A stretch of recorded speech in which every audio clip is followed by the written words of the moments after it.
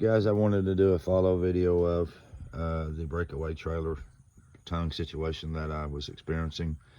If you watched the video, you seen that the trailer tongue was bouncing up and down. I was holding the coupler and the trailer tongue was just literally moving up and down. What was going on was the guy had a bolt in this side tightened down, well, barely tightened down, and just a drop pin in this side. Neither side was torqued down tight, and it allowed the trailer to move and vibrate, and it bent the metal a little bit, loosened it up. It was a failing point waiting to happen. So I had two choices: grind some of this off and weld new on, or make new plates and just sandwich the trailer tongue together, hoping that that will hold.